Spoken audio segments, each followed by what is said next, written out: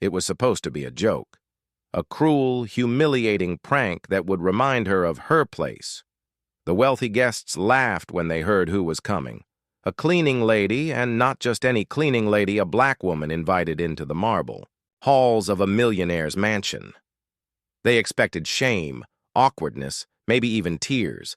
But when the door opened, what they saw didn't just silence the room. It shattered every smug grin in an instant. Who was this woman, and how did she turn their laughter into stunned disbelief? Margaret Johnson had been cleaning houses for over 2 decades. She knew the smell of lemon polish, the weight of a vacuum, and the quiet satisfaction of leaving a space spotless. Most days she was invisible, polite smiles, quick instructions, and an unspoken reminder to stay in the background. She never minded. She worked hard, saved every penny, and carried herself with dignity. But tonight was different.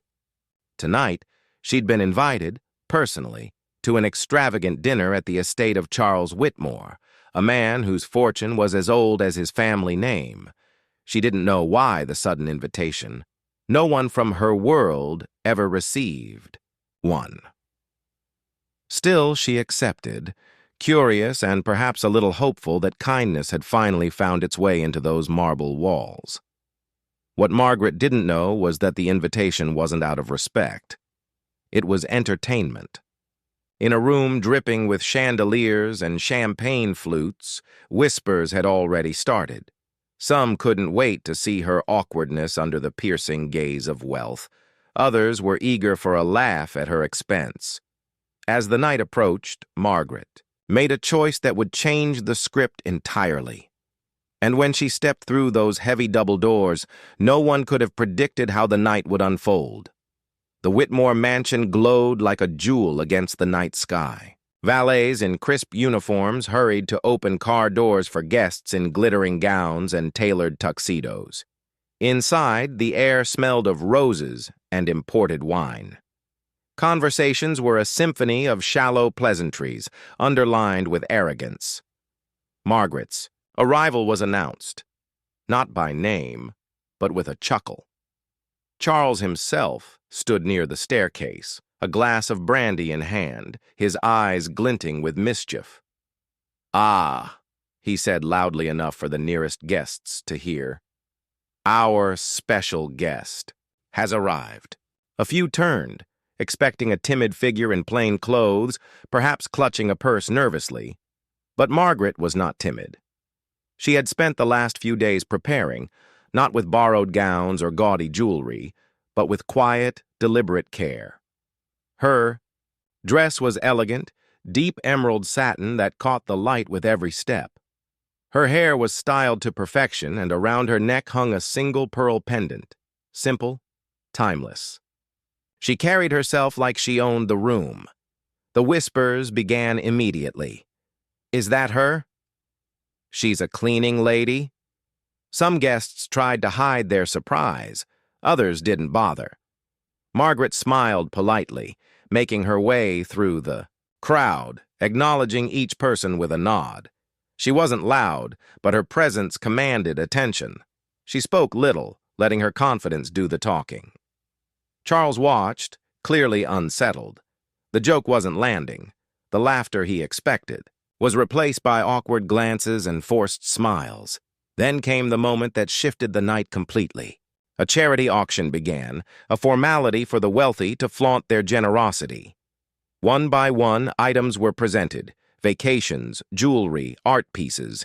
Bidding was brisk, competitive, and then, unexpectedly, Margaret raised her hand. A ripple went through the crowd. "She's bidding?" someone whispered. But she didn't just bid. She won.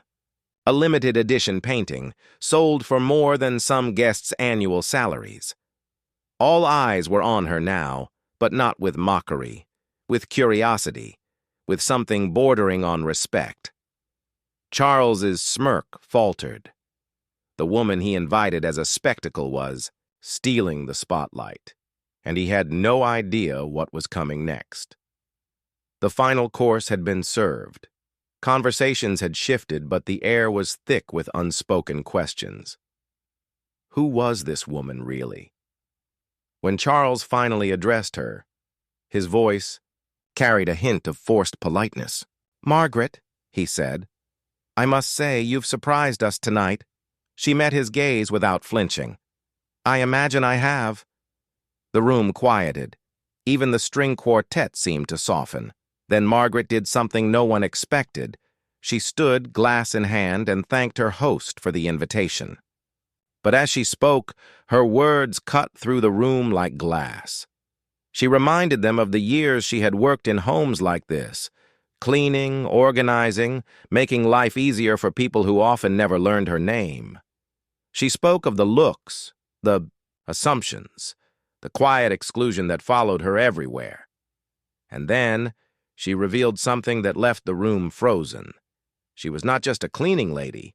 She was also the silent investor in several of the very companies many of them boasted about owning shares in. Her success wasn't handed down by family fortune. It was earned, built from every dollar she saved over decades. "I came tonight thinking I might feel out of place," she said finally. "But I see now I belong here just as much as anyone else." The silence was absolute. No laughter, no whispers. Just the sound of truth settling uncomfortably into the corners of the grand hall. Margaret left the mansion that night the same way she entered, head high, shoulders back. But the energy in the room had shifted. Conversations resumed in hushed tones, but the arrogance had thinned. A few guests approached her on the way out, offering genuine handshakes and even apologies. Charles didn't meet her eyes.